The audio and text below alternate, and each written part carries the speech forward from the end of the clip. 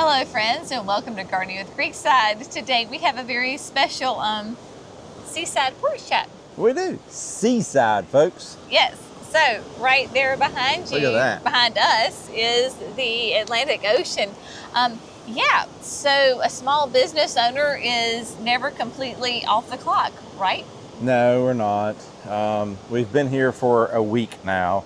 Tonight's the last night. Tonight's the last night, and you know, you deal with little things, and thankfully this year has been just normal business things that we deal with, and it's been great, but as a business owner, small business owner, you're always in the business. Yes, and so as our family beach vacation has come to an end, we thought, man, we haven't done a porch chat in a while, and so let's do a fun Seaside porch chat. So our family. This is going to be a porch chat, folks. So hang on. Do not click off.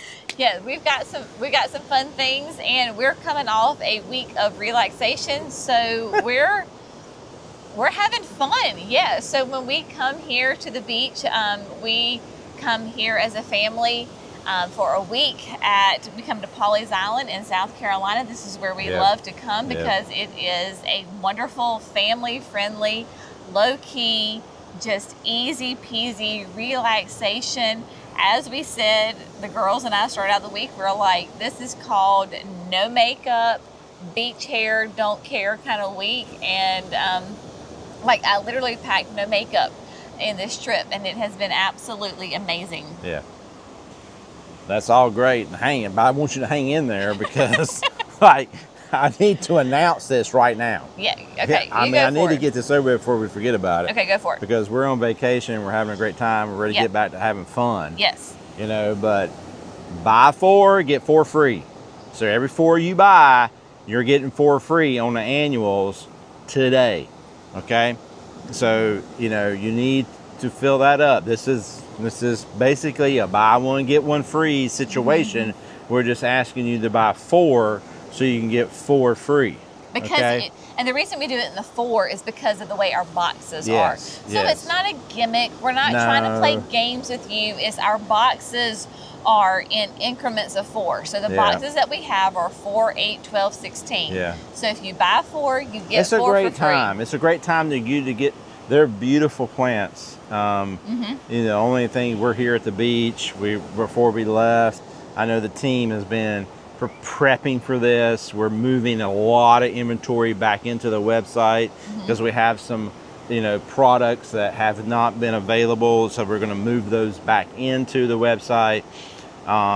It's just a really good time for you to prepare for Father's Day coming up. Also, we have the your celebrations, 4th of July, oh my gosh, your summer gatherings, and just adding that little extra thing to your garden, and maybe we can help you out with this, Right, because annuals are annuals, right? Yeah. They're beautiful. They can thrive at any time. It's not like a perennial or a shrub where it's like, oh, it's too late, it's too hot.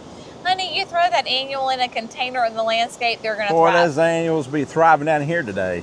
It is hot. Oh my word. It is, it's 8 o'clock at night, y'all. Just so you know, literally 8:01 right now, my phone says, because it has been a very warm day. And so, you put some of those great annuals in your landscape in the containers, they're going to thrive. So, anyway, all the details. Let's get to your questions. We want to answer your cool questions and your comments. Yes, because it's been a hot minute since we've done one of these. It has, because it's been a very busy spring, but very productive, successful, positive spring for us all the way around. Okay. So first we're going to start with Jordan, because Jordan was one of those sweet folks that gave us one of those donations through YouTube, and he says, are there any full sun hydrangeas that actually attract pollinators? And yes, Jordan, absolutely. So maybe you don't think about your hydrangeas attracting pollinators. So I'm just curious. I really don't. Yeah. But which one at our house? Quick fire. Yes. That's right. So, the quickfire family of hydrangeas, pinnacle hydrangeas, love the full sun. We have the original quickfires at the garden center in the flower beds. We have little quickfire at the house that's been there for a couple of years, and we just planted quickfire fab. But both the original quickfire and the little quickfire, oh my gosh. Yeah. Last year, guys, quickfire, I mean, it was unbelievable the amount of pollinators that were on this hydrangea. And they were just tearing that hydrangea. And it has, like, even for us humans, a very sweet smell to it. Yeah, it does. Both quickfire and little quickfire. Yeah, exactly. Yes. So I would say definitely quickfire, little quickfire. I will let you know about quickfire fab, but huge pollinator attractors. They absolutely love them. And so then to our channel members. So channel members, you get kind of top priority on questions and comments when we do these porch chats. So, cool. Yeah, so Della says when Jerry just recently, just like this week, this past week, talked about his tour and was asking questions about whether with the stamped concrete through the pergola, do we continue that into the signature garden? And overwhelmingly, I mean, like the massive response was that we, as Della says, stamped up to the grass, please. Let the grass continue. The grass is cooling. So that was the overwhelming response. Yeah, it was kind of crazy how that happened for me. You know, I'm going through, we're running the video, you know, I'm being filmed there, and I'm just like standing in this spot, and we have always talked about running that stamped concrete all the way through just because of the traffic. But then at that moment, I'm standing there, and that grass is just like rocking it out. It's green, it's cooling, you know, and I'm like, do we just keep it? And I mean, literally at that moment, I'm thinking like, that's when I want to just keep it. Yeah. You know, but I wanted to ask the question, and I would say I think everybody was thinking the same for thing. every 100 responses of keep the grass, there was like one response of, oh no, take the stamped concrete up. So yeah, I think we have our answer. If I saw that, but there was like a couple. Yeah, as far as the stamped concrete goes, it is an idea of running through the pergola. It is not a solid decision as of right now. No. No. If you haven't learned anything from Creekside, is that there's nothing solid until it actually happens. Yeah, exactly. Yes. Okay. So a different video, but Peggy this is in the video we talked about with the monarch gardens, and so we visited Mimi's monarch way station, and then we planted some plants to attract the monarchs at our garden. And so Peggy says, love that your mom is using the augers for yard art. They look really cute upside down like that. So yes, so if you notice... Yeah, Greg said the same thing. Did he say that? He's like, you got augers upside down. So as a fun little fact behind the scenes, so in that video, if you go back and look at it, Mimi has 2 augers that are painted like bright colors that are the heads, I don't know, the chucks, whatever you want to call it, are jabbed down into the ground, and the auger part, the flighting, is sticking out. Those were prototypes for the Jenny's augers, and they weren't quite perfect yet, and so Greg sent them to us from Power Planner. We kept them, weren't quite perfect. We actually threw them in the dumpster, and my dad he's a dumpster diver, and grabbed them, spray painted them, and then he and Mimi added them to the garden. So, one, I don't want you to think that we're wasteful and we're just adding augers to the garden. But that's a great way to think about like garden art and being resourceful and fun and having anything can be garden art. Yeah, and also, right? I mean, at the same time, it just shows you what we went through to try to make sure that when we launch the 5, the 7, and 9-inch Jenny's editions, which are all available with all the replacement parts, you know, because they have the replacement blades, the tips, and the tip, you know, or the replacement tip and the chuck at the top, or which they call, the hex. Yeah, the hex. Yeah. So if they weren't perfect, which they weren't initially, we were like, we need to tweak these some, and Greg agreed. Minor issue. And Greg agreed, and so we fixed them, and so let's Yeah. have fun with those. All right, and then CC talking about that same kind of video says the new Pollinator Garden is such a beautiful rainbow of color. It's fast becoming one of my favorites. Your style really shines. I have added a couple of puddling stations, water, sand, rocks, soil, filled shallow basins for butterflies and other insects to enjoy. And the reason I throw this in there is because that is a very important part of supporting your pollinators, especially your butterflies and your bees, is to have a water source for them. And I don't wouldn't have have thought about that. Right, exactly. There's the water source. But it's salt water. It Salt doesn't water. work. Hey, it's pretty over there, right? It's pretty, but it doesn't work for this. Bless his little heart. So it doesn't work for the same. So I appreciate Cece pointing out that yes, I need to have that water source. So as soon as I get home from the beach, I'm going to think, okay, how can I add those little puddling stations like right to the there garden? At that station, Yeah. like when we do get lots of water, like on the other end is a culvert that we cross over, and lots of water comes through there. And then in certain spots beyond that, it does not drain. It just sort of kind of hangs out down through there. I would think that would be kind of cool for the bees. It's not always there. But it's not always there. So the idea of the puddling stations is that it's like a bird bath for the pollinators. Okay. So that you Yeah, can I know. refill it and make sure that there's, so in those times of drought, because think about it, like how the honeybees would come to the very back side of the shopping area at the pergola, and they would come to that area. It's kind of that same idea. Gotcha. Yeah. All right. So see, we're always learning. Iron sharpens irons, my friends. Absolutely. And then, okay, so this was a very common question going back to Jerry's video. This is from Mara. She was saying green grass. Keep the green grass, not the stamped, all the way through.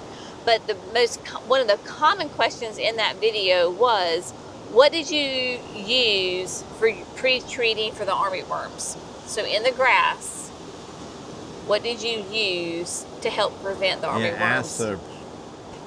Plythrin, I think is what it's called. I don't know quite how to pronounce that. We can put it up. You know, we used a Lesco product because that was Site One was easy to deal with at that moment. I've got a great account manager with Site One. He just ran it right out to me. Shout out to Brock. Yeah, Brock, thank you. You know, so he ran it out to me.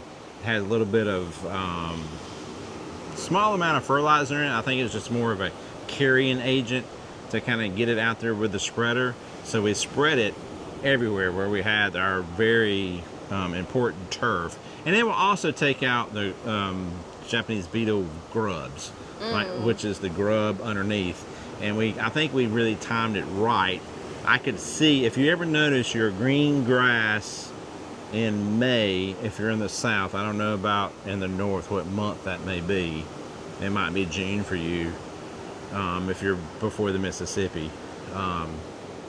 Having a little bit of a light yellowing to it, it's probably the grubs cycling up and they're gnawing at the roots of that fescue.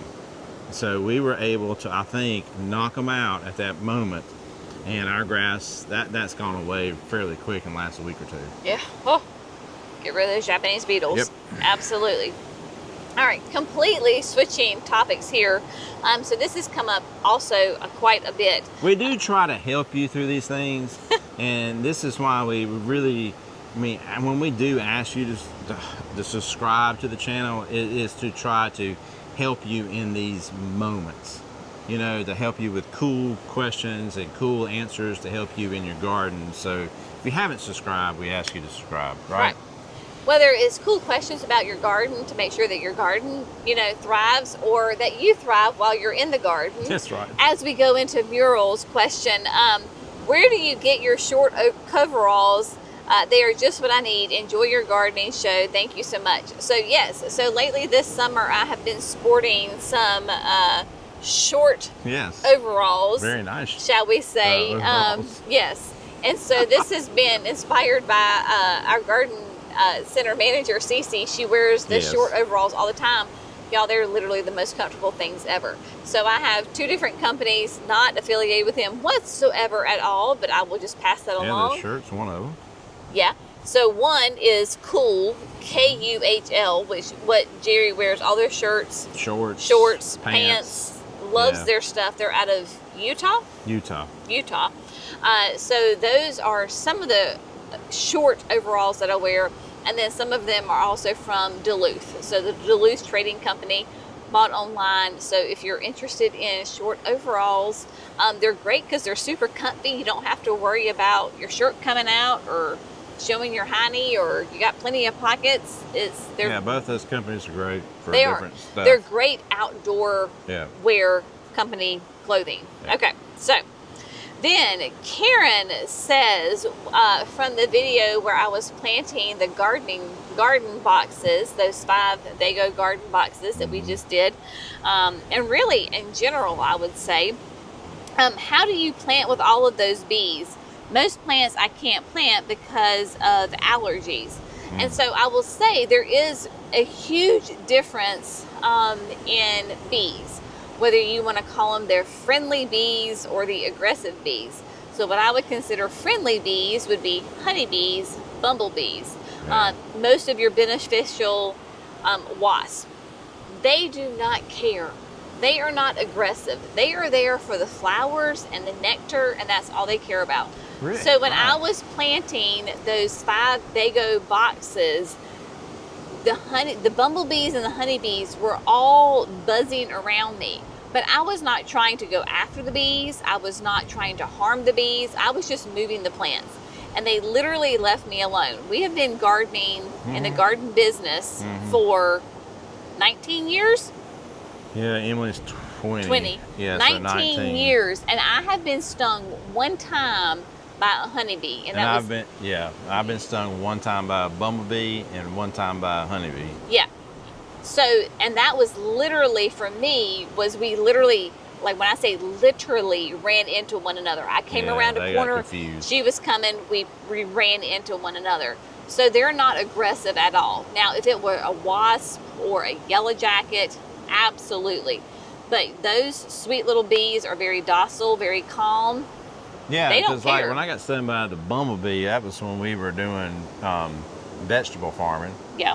You know, and I was out there picking squash one night, and he just got confused, or she got confused inside the flower of one of the squash, and it just came up and popped me on the hand. You know, thankfully for me, I mean, it was not that big a deal for a yellow jacket for me is a big deal, right? I swell up pretty good, but it could be bad for, you know. Well, and I was going to say, even for me, the honeybee that literally stung me on my lip was not that bad. Right. So. Yeah. They are docile. They are docile. Your friendly pollinators tend to be very friendly. So I would just say that. And then I had to say this. I had to put this comment out there. This question rather. Miss Corgi. Miss Corgi says, "Are you two going to the beach?" We're here, Miss Corgi. We are here. That ocean is awesome. We are here. We've had a fantastic week, and tomorrow is bittersweet because we have to leave. But then on the other hand, we get to go home. We're going home. We get to sleep in our own bed. Everybody's always, I mean, how many of you are happy about doing that? You know, when you go on vacation and you're just like, I'm just ready to go sleep in my own bed. Yeah. You know, it's like, yeah, it's really cool. Yeah. Yeah, we've got things to get ready for. We got the signature experience coming up in 2 weeks from now. Today. Yeah. We are, I would say, by far way ahead compared to last year, but there's still those things to do. It's those final details. Yeah. The love is in the details. Yeah, exactly. Plus, we have a furry little 4-legged friend we need to get home to. She's not allowed to come to the beach, so we've all missed her very much. So we're ready to get home to her. The kids are ready to see Brenna. Yes, yes. All right, so this is a question for you. So ALR Hills says, I'm a fan of how the grass signals the interest in the signature garden, so I would keep it that way, a stamped concrete to the edge. One quick question. How did you attach the 2x6s to the top of the pergola? L brackets, pocket holes, just toted in, curious. Yeah, right. I guess you would consider that towed in with. We use screws, like a decking screw. Yeah. So each side got 4 screws. So each board got 8 screws. It's not going anywhere. No. No. Yeah. And that's the way I did the other pergola, and it's been there for, good gracious, probably 4 years, 5 years. No, more than that. It was pre-COVID. 6. Yes, yeah. So that's how it gauges everything these days. Yeah, that's right. So probably 2018, 2019 is when we built that big one. Yeah. And that was what we did, because underneath it are 2 2x10s running this way, and the 2x6s up top, so you have back and forth towed in. Yep. It did great. So I'm not worried about it. Yes, absolutely. So then Thomas was asking a question about petunias. So with the superunias, and the same thing with the calibrachoas, really. So should I wait until they need to be fertilized to trim? I'd like to trim today, but just fertilized 5 days ago. Honey, don't worry about it. They are not that particular. They're divas, but they're not that kind of divas. If you want to trim and you have time to trim it. Doesn't matter where it falls on your fertilizing schedule, just trim it. If you got time and they need to be trimmed, trim it. Next time you need to fertilize, go ahead and fertilize, okay? So there's grace in gardening. Just whatever your time allows, do it. They'll be fine. If it's gotten real leggy on you, and it can be, I mean, these things happen. They do. With all petunias. And I mean, I don't care if it's super Calibrachoas. petunias or whatever, it can happen to where, you're getting a lot of rain or lots of cloudy weather, and they can get leggy on you, and you can fertilize out of that, or you can just do a light trim all the way around, fertilize out of that, and then they're going to start to re-leaf, reflower, and give you blooms. Yeah. So it's just, if you're in the south, it's different than if you're in the north. In the north, they're probably not going to trim their superunias that much. Well, no, because you're much cooler. Much cooler. Your growing season is shorter. It's completely different. To say that you must treat an annual only one specific way for the entire country of the United States is a pretty arrogant statement, right?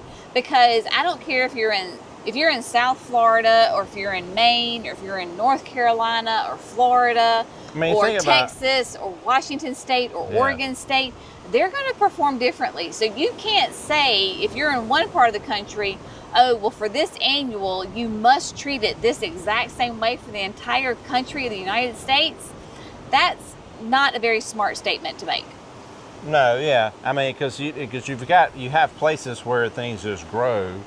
They're growing like crazy here, and we want to keep them. But I mean, when you are fertilizing, it does produce, but it also can produce the plant to be overgrown if not done correctly. Correct. California is another spot where it's this constant growing out there. Yeah. I mean, you look at like California, Texas, Michigan, Florida, North Carolina, Maine. Yeah. Those are absolutely vastly different growing zones. If you've ever gone to, we went down to Florida one time, and I am not talking about petunias. I mean, we're there in November. January, like when you and I went. Oh, it was January. Yeah, beginning of January, and they are still trimming. That's because the things just continue to grow there. Yeah. So you have those parts of the country where it's just growing. Nights are warm, but nights are not warm in Michigan, in the well, not in January. They got snow all over the ground. I'm just talking about like for the petunias. Oh, okay. It's just like it's cool at night. Right. So these plants. Different parts of the country have different requirements, and that's all there is to that. That's just the way it is, and I think that's a good question. Yes. All right. So Linda asked, talking about the summerrific hibiscus, because those can be kind of prone to some pest, at least where we are in the south, in the southeast. And so Linda asked, do you use fertilome on the summerrific hibiscus? And so my answer to that is yes, because the two main pests that attack my summerrifics are the sawtooth larva, which is a little itty bitty tiny green caterpillar on the back side of a leaf that will what shreds it. Puts the holes in it initially, very early on. And then right behind that is your Japanese beetles. And then they too will completely shred the leaves. So the fertilome is a systemic that takes care of anything that chews on the plant for 12 months. So where I am, if I want my leaves to be whole, then I've got to treat it. And their BT will not take care, yes, it'll take care of the caterpillars, but it will not take care of the Japanese beetles. So if you want a summerrific to look pretty with all that foliage, then you've got to take the extra step. So I absolutely use that fertilome on my summerrifics. Yep. All right, moving on. Here we go. So Margaret asked, talking about the signature garden when we did the signature garden tour, Margaret says, will the signature garden always be this size? Beautiful. Where is Brenna? So the formal part of the signature garden will always be that size. So that interior formal section of the signature garden will be that size because those beds are made. However, all of the outlying, more informal gardens will continue to be grown and expand and which be we added to. This year. We've already, yes, absolutely. Yeah. So as a whole, the signature garden will grow. And Brenna, sometimes she's in videos and sometimes she's not. It just depends on who's around. Is the nursery open? She is a German Shepherd, and if you know German Shepherds, they have a certain personality, and so sometimes, for the vast majority, she's in the videos. Sometimes she has to stay at home and just kind of hang out by herself. Yeah, it just depends on, if we're over there working and we know the nursery is getting ready to open, and sometimes that happens. And well, in that case, because both Jesus and Edgar, I think, were both working, and the nursery was getting ready to be open, and it's easier on me if she's not there. Yeah. Because I am her person. She is on high alert all the time, and that's just the way she is. And yes, and I am her German person. Shepherd. And yes. Yeah, it's easier for Jenny. Yes, it is. So when we were doing the 5 garden boxes back at the house in the cottage garden, and just really in general, kind of goes back to that question we were talking about before. Janice asked, Jenny, with all those bees buzzing around your cottage garden, won't they be bothering the chickens since the chicken coop is nearby? No. Again, no. Those sweet little pollinators, they don't care about the chickens. Chickens don't care about them. No. There is a beautiful circle of life and nature, and they cohabitate quite nicely together. And even at the chicken coop with all the petunias and the cleome and the hibiscus and all of those things, we have those great beneficial pollinators there, and they're fine. They don't care about each other whatsoever. Now this was funny. I haven't told you about this one. I haven't seen the question. No, yet. So this is from Kathleen. Says, have you ever read the transcript of your videos? I went back to find a plant description and noticed that they even included every time you said or That's too funny. Must be the retired school teacher in me to notice. I wonder how they do that. Love the tour and seeing how everything are growing. Well, Kathleen, welcome to the world of AI. And so AI, so they just automatically, transcribe our videos. And yes, if you want to know all of the little nuances that you say, record yourself and upload it to AI, and you'll find every little catch-all phrase. Because I think we all do that. We just don't know that we do that. But we have those little phrases that we will say, or or whatever, like those are phrases that we say.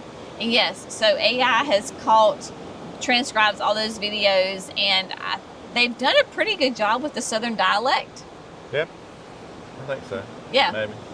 I haven't really listened to them, so I'm not too not even really listen to them, but it's those closed captions and like how they transcribe everything. Oh, okay.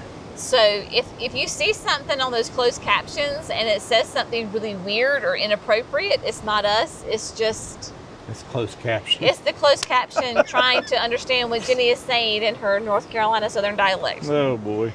So there you go on that. So next question comes from Selena.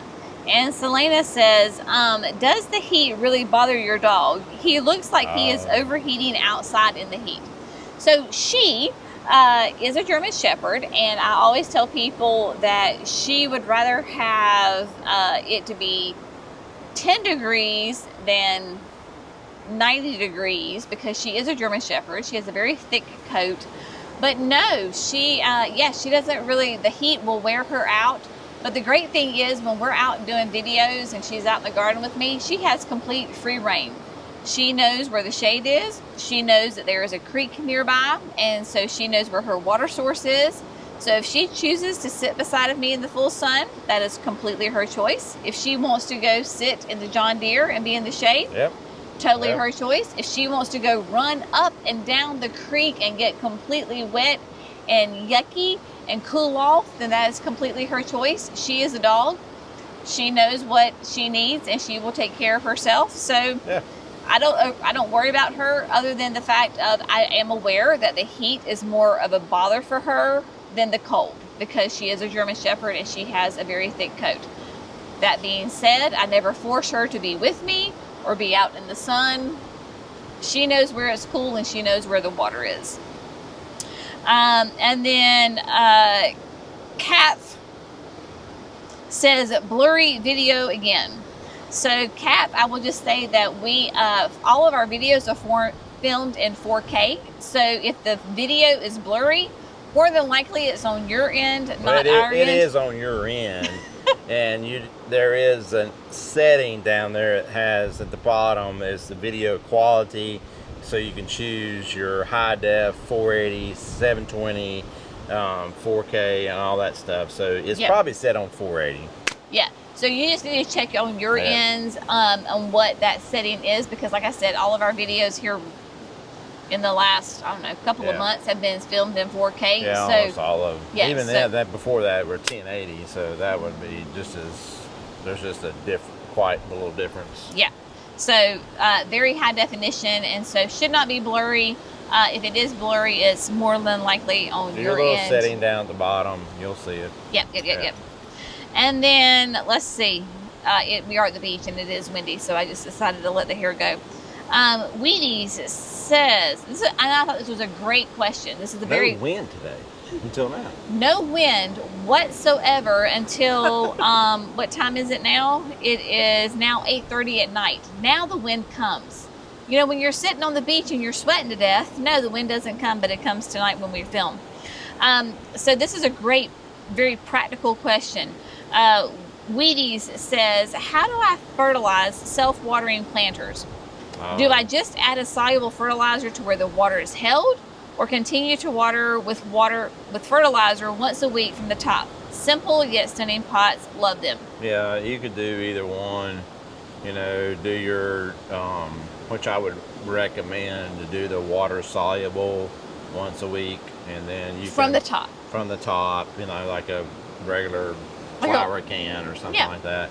And then if you want to put some slow release down, which, you know, some people say, well, that's heat activated, blah, blah, blah. Yeah, but that water's hot. That water's going to get pretty hot here in the South, I know for sure. You know, so it's going to activate.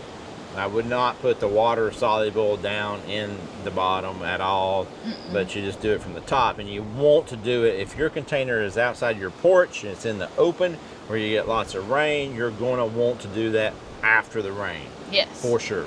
Like, I know we've been at the beach this week, but at home, they just got a major storm that went through and dumped 3.5 inches of rain in less than 12 hours. As soon as we get home, guess what we're going to do? We're going to be water soluble fertilizing all of our annuals. Yeah, we're going to run our proven winners water soluble in our big 100-gallon tank on our PTO driven tractor, and then we're going to just do it all. Sock the fertilizer to it. Yeah, absolutely. So if you have those self-watering pots, just to recap, put the slow release, the granular down the tube, right?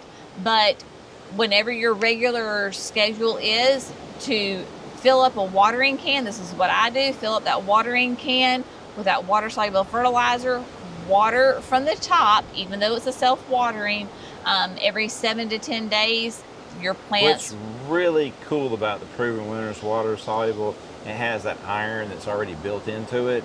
That's going to give you that green up. Yeah. And so otherwise, if you do any other water soluble fertilizer on the market, you're going to have to buy a separate iron component to get that. It's that chelated iron. Yes, the chelated is already built in to the Proven Winners water soluble fertilizer. It's just good to go. It's the best, one of the best fertilizer, water soluble fertilizer on the market for the consumer. Yep. So, my friends, we have come to the end of the questions. It is 8:30. The moon is above us right here, and we have to go home tomorrow. Yes. It's a bittersweet moment. It is. Yeah, because it's been a great week. We've had a wonderful week. Very relaxing. Like we say, no makeup, no hair fixing, comfy clothes. Basically, you stay in a bathing suit all day, and then you go home and come in, get your shower, and you put your pajamas on, and you just hang out, and it's very easy. Jenny does a lot of work to produce all the content that came prior to this while we've been gone. So I don't think that's really, a lot of folks don't realize that. So there's a lot of like double video and triple video and to keep the content going while we're gone. And so it's just, I just want you to know that. Yeah, because as a business, we're committed to producing these 5 videos a week for you. Whether we are on vacation or we're on a business trip, we plan for that, and we have to film those videos in advance. So all of last week's videos that you saw were doubled, tripled up before we went on vacation, so that you never know that we're on vacation until after we're on vacation, and then we're like, oh yeah, by the way, hey, there's the ocean. There's the ocean. That's where we went. Yeah. And so, we were here last year. As a business, though, we're very committed to that, and we don't take these videos lightly. We take them very seriously, and it is a serious, it's very important part of our business. It is, and we appreciate you. We do appreciate it. We do. Don't forget about 4. Buy 4 for free. That's right. So now we're going to go back in and do some laundry before we go home, so we don't take all of the sand of the Atlantic back home to Dallas, North Carolina with us. And so enjoy this last night here at the beach, and tomorrow early morning, because this is where we've been having coffee the last 6 the sunrise that comes up behind us, like over literally here. Right here. Yeah. So it comes up here and sets over there. Wild sunrises, with the Canadian wildfires bringing all the smoke, and it's made it all the way down here to South Carolina on the coast. And then we had the storm yesterday, and it was beautiful sunrise this morning.